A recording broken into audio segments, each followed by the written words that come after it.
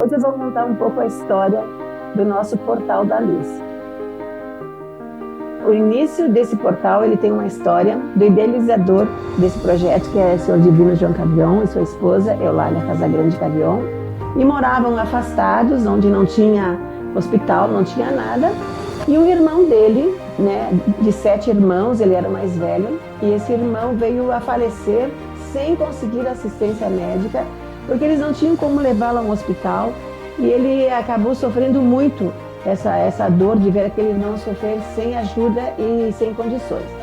Então ele se fez um juramento, que quando ele ficasse mais velho e que ele tivesse condições de ajudar, ele iria então fazer uma instituição para atender pessoas carentes, como ele foi. Para fazer esse projeto todo, é óbvio que precisavam pessoas para vir se juntar a ele.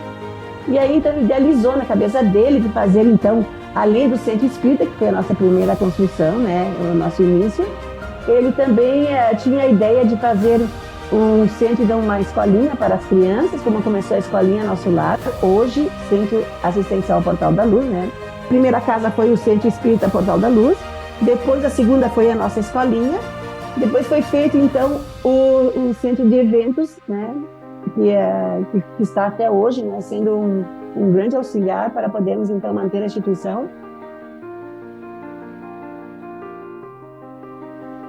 Meu nome é Isabel, eu coordeno o Serviço de Convivência e Fortalecimento de Vínculos aqui no Portal da Luz, no qual atendemos 80 crianças como meta, dentro do nosso projeto. Meu nome é Irene, trabalho há 17 anos no Centro Assistencial Portal da Luz e é muito bom e gratificante servir eles. Eu sou a Marilei, sou assistente social aqui do Portal da Luz. A relação que eu tenho com as crianças aqui é de muito amor. Então, para nós, isso é muito gratificante. Quando a gente sabe que a gente conseguiu mudar, transformar alguma coisa, esse é o nosso trabalho, é por isso que a gente está aqui, por eles. E a gente vem aqui trabalhar por amor, a gente se dedica porque a gente gosta daquilo que a gente faz e se sente feliz de poder colaborar um pouquinho no meio de tanta situação dramática como nós estamos presenciando hoje. E que Deus abençoe toda essa família Portal da Luz, todas as pessoas que por aqui passaram. Foram muitas que deixaram o seu legado. Um abraço a todos e continue prestigiando o Portal da Luz. Venham nos conhecer, venham conhecer o trabalho. Um filósofo pré-socrático, nascido em aproximadamente 500 anos antes de Cristo, de nome Heráclito de Éfeso, fez algumas considerações sobre este termo impermanência.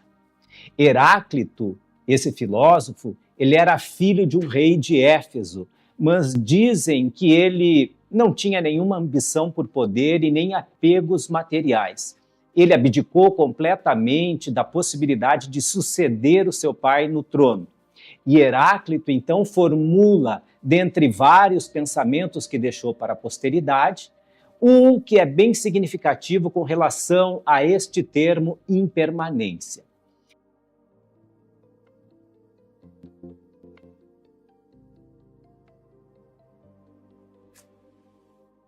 Heráclito dizia o seguinte, que nenhum homem é capaz de banhar-se 2 vezes no mesmo rio. Por quê? Porque quando nós vamos pela segunda vez ao rio, a água que está passando por esse estuário já não é mais a mesma na qual nós nos banhamos pela primeira vez. E outra, o próprio homem não é mais o mesmo quando ele entra nas águas desse rio por uma segunda oportunidade. Nós vamos mudando a nossa maneira de ver, de sentir, de agir sobre o mundo a cada segundo, a cada momento. Há sempre, sabemos, uma revolução, uma transformação das nossas células no corpo, a nossa maneira de encarar, de observar o mundo. Então, a segunda vez que um homem entraria neste rio, ele não seria mais o mesmo da primeira oportunidade. Então, Heráclito vem nos esclarecer sobre esta fluidez da vida, das coisas que passam, que vão se sucedendo ao longo da nossa existência e que nós não temos controle sobre elas. Isto é uma questão bastante interessante, esta nossa falta de controle sobre as coisas que se sucedem. É da natureza. E nós vamos encontrar na própria doutrina espírita passagens, ensinamentos que levam a esta reflexão da impermanência. Quando nós encontramos lá na terceira parte do Livro dos Espíritos, quando fala da lei de destruição, os Espíritos nos explicam que a destruição nada mais é do que um processo de transformação, de aperfeiçoamento, porque todas as coisas no universo estão num processo de desenvolvimento, de mudança. Nós próprios, os espíritos que estamos aqui encarnados, na questão 100 em diante do Livro dos Espíritos, encontramos lá informações sobre a escala espírita ou escala dos espíritos, e que vai nos mostrando a posição em que nós nos encontramos pela característica dos espíritos dentro daquelas classes que Kardec apresenta. Porém, a gente observa que é uma escala. Nós passamos de um degrau para o outro continuamente, até chegarmos à condição que nós conhecemos de espíritos puros. Mas mesmo após esta condição, o processo evolutivo continua, nós não sabemos em que termos, mas a vida é uma constante progressão, desenvolvimento, nós não temos controle sobre as coisas, é disso que falava Heráclito, é disso que a gente percebe no curso da nossa vida. E toda vez que a gente se põe a querer controlar determinadas situações, a gente está criando a possibilidade de passar por uma zona de conflito com a natureza e trazendo a cada um de nós bastante desconforto ou sofrimento, porque a vida é assim. Qualquer convite que nós aceitarmos para um passeio, toda vez que nós formos a este passeio por uma segunda, terceira vez, nós vamos encontrar um horário diferente do dia, uma condição especial do clima. Nós vamos nos deparar com outras circunstâncias que impeçam até mesmo que este passeio se dê, por conta de movimentações na cidade. Nós, aqui gaúchos, há pouco estávamos lembrando de um ano daquela catástrofe climática que levou à inundação da nossa cidade de Porto Alegre e de tantas outras cidades do interior. Quem de nós esperava que um determinado evento como esse iria acontecer? Como é que nós passaríamos por isso? E isto é que diz respeito à impermanência. Não há como nós mantermos sob controle todas as coisas, nem mesmo em relação a nós, a nossa vida, a nossa existência, as coisas vão fluindo. Nós, naturalmente, com o passar dos anos, vamos perdendo a nossa vitalidade. Hoje já somos outras pessoas, diferente do que éramos há anos atrás, do ponto de vista biológico, do ponto de vista da psicologia, da articulação das nossas ideias, da forma de nós vermos o mundo. Então, este é um processo de impermanência. Quanto mais tentamos segurar para que esse processo natural não se dê, nós acabamos sofrendo.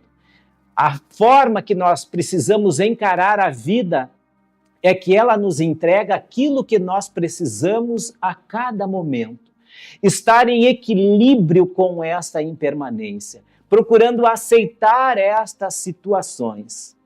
Na época do Cristo, a forma deles festejarem o que chamavam da festa das tendas era bem interessante do ponto de vista desse argumento que estamos trazendo aqui sobre a impermanência.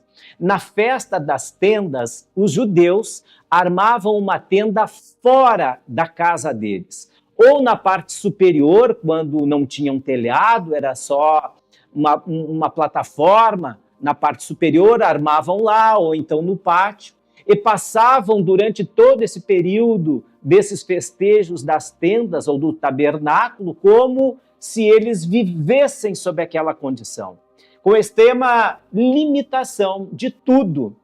Por quê? Porque eles lembravam o período em que o povo hebreu saiu do cativeiro do Egito até ao encontro da Terra Prometida.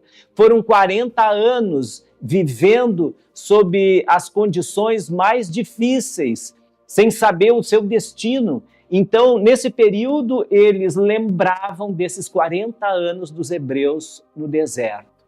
pois esta festa das tendas também fazia lembrar ao homem que ele estava aqui nesse mundo de passagem, que nada pertencia a ele. A casa, um dia, não estariam mais na posse dela.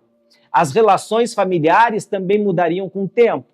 No desencarne, na morte, eles dariam adeus aos seus familiares, a tudo aquilo que haviam conquistado. Então, era um período para lembrar que nós estamos aqui nesta vida de passagem, porque a vida é impermanente.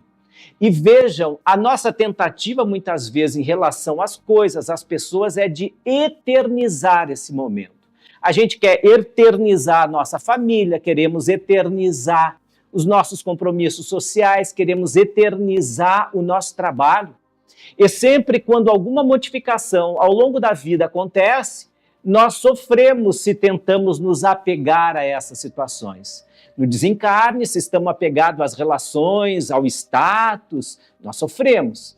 Se nós também perdemos os nossos bens por conta de uma contingência, também sofremos se estamos demais apegados. Agora, quando a nossa visão é a visão de um peregrino que está passando por esta vida e a vida vai oportunizando aprendizados e a gente vai se defrontando com cada vez situações novas e agradecendo por estas situações aparecerem.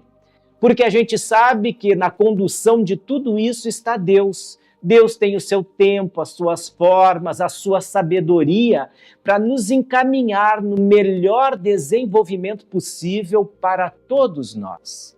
Então, meus queridos, a impermanência, com base neste olhar desse filósofo Heráclito, que nós não nos banhamos no rio duas vezes da mesma forma, com os ensinamentos da doutrina espírita, de que a destruição é um processo de transformação, nós temos uma escala de progresso, a escala dos espíritos, e uma própria lei específica moral que trata sobre isso, que é a lei de progresso. Então nós precisamos aproveitar aquilo que o mundo tem a nos oferecer dentro desta condição de vir a ser, de acontecer da sua forma, dentro dos seus ciclos, para que a gente retire as oportunidades de crescimento no campo intelecto e moral. A vida é impermanente. Não é interessante esse tema, esse assunto?